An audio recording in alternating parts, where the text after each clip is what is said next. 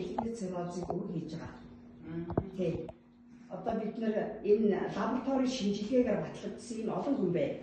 Тийм болохоор тэр үдүндээ бид нар тэр хүмүүсийн үдүнгийг лабораторийн шинжилгээгээр үзлээ ингэж энэ хоёр бол хавсархаар ийм үйлдэл үзүүлж байна гэдэг. Энэ нь болохоор нэгдүгээр алхмын энэ бол хоёрдугаар алхмын уудаг юм.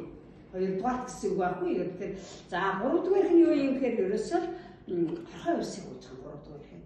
За энэ яагаад гэвэл хорхой гэдэг чинь өөрөө хүний биед яадгийн гэвэл насан туршид нь хамтарч амьдардаг 10 хүний 9 нь халдварладаг.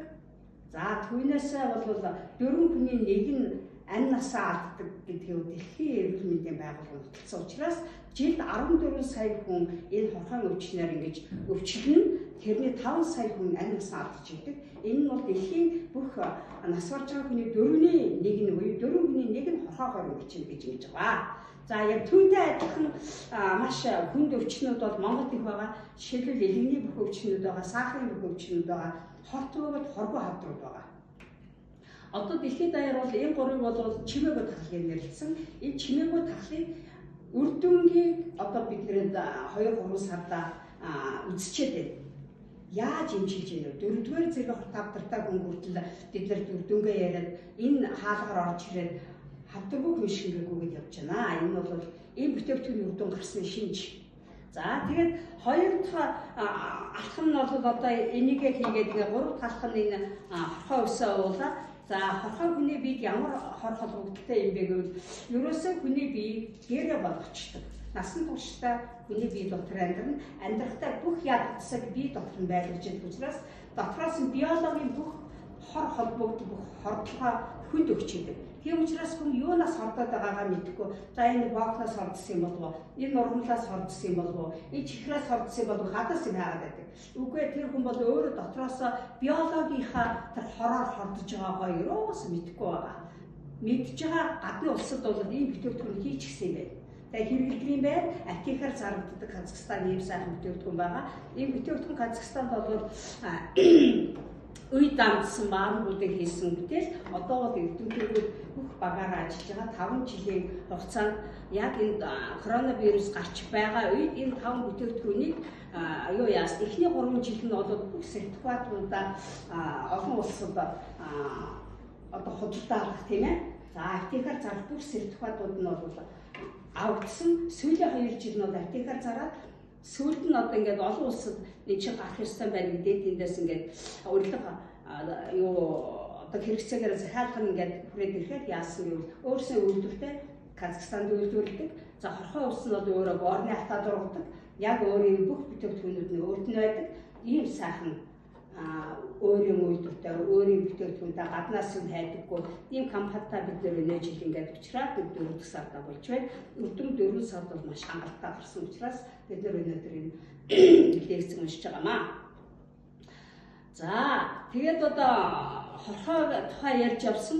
Хорхой гэдэг чинь өөрөө яадаг юм бэ гэвэл ерөөсөө хүний биеийн доторх бүх амттай шинжтэй витамин болон тэжээл бодис микро макро элементүүдийг бүгдийг ингэж идэж ууж байдаг. Тийм болохоор хорхойдсон хүн эсвэл их тархална, эсвэл их турдаг. Яагаад гэвэл хүн тэр турж байгаа нь бол маш их хэмжээнийхээ хэрэгцээ бүтээгдэхүүнээ хорхойд авцсан. За таргалж байгаа нь юу гэвэл дотроос их хордоод өөхөн эдний өөртөө их хэмжээгээр хөгжснөөс болж өөхөн давах үсээ илгэнд хүртлөө өгдөг. Доторх судасны хан хүртлөө өгдөг. Ийм аюултай орчинд бол хортой үйлдэл бол хорхоо үйлчлэл үзүүлж байдаг учраас хорхоноос заавал салах шаардлагатай. Тэгээд энэ хорхоо өөрөө зүгээр нэг идэж уугаад хамтраад амьдрахгүй дотор байгаа бүтээгдэхүүнүүдийн шахлуулна, хавдар үүсэх гол шалтгаан хордлогын гол шалтгаан ерөөсөө хорхоо гэж үзэж болно. Тийм учраас хүн болгон хорхоноос салах ёстой, гэр бүлээрээ хорхоноос салах ёстой гэдгийг энэ PM-ээр эхэлж хэрэглэхээр ингэж зааж гисэн байгаа. Нэгдүгээр шатгээд шөнийн 22 цагаас хойш 1-4 шилгээр биеийн чингээс болон өөрийн байгаа эрүүл мэндийн байдлаа тохируулаад 1-4 шилгээр хүүхэд хагасаар юм эсвэл 1 шилгээр нэг удаа түүний дараа бол омега маргааш нь 1 шилгээр өглөөд нэг оройд нэг уудаг хоолны дараа. За гурав дахь нь бол яадаг юм гэхээр тэр үүсгэсэн хорхойноо бүх хор холбогдлыг биеэс нь хөөж зайлуулад хүн антиоксидант буюу антибиотикийн биологийн потенцид үйлчлэгээ үзүүлдэг ганц дэлхийд хамгийн нэг номерын ургамал бол хорхой ус байдаг. Энэ хорхой усыг дараагаар нууж байгаа. Эдгээр бол дангаараа биш. Энэ их 5 найрлагатай, энэ бол 5-аас дээш найрлагатай, энэ ихэд 10 найрлагатай. Тийм учраас энэ ургамлууд нь бүгдээрээ хоорондоо нэг нэгнийхээ үйл ажиллагааг дэмжиж биед байгаа хор холбогдлыг бүгдийг системтэйгээр хөөж гаргадгаараа онцгой ийм сайн бүтээгдэхүүн байна. За хүний биед чинь байгаа хорхойд ямар хорхой байдаг юм бэ гэхээр бөөрийнхөө хорхой байдаг. За тууцаа хорхой байдаг. За цусын паразит байдаг. Эдээсийн дунд амьдардаг, эсийн шингэр дотор амьдардаг. Одоо жишээлбэл хөлний үе, нурууны үе, за бусад бүх эсийн шингэрд амьдардаг нүдний салс бүрхүүчийн хүртэл амьдардаг. Эрэгтэйчүүдийн бэлэг эрэхт нь шээс бэлгийн замыг бол өвчлөдөг ийм хорхоонууд байгаа. Тэгэхээр эдгээрийг ууж яхад яаж юм энэ сайн нэрсэн газруудаас бол хорхоонууд гарсан. За хүний булчин хорхой байгаа, арьсан хорхой байгаа. Тийм учраас арьсны одоо эктопаразит, эндопаразит гэдэг ингээд ялгцсан. Эктопаразит гэдэг нь бол хүний арьсан дээр шингэжиж байгаа хорхой гэж байгаа. Эндопаразит гэдэг нь бол хүний бие дотор шингэжиж байгаа хорхой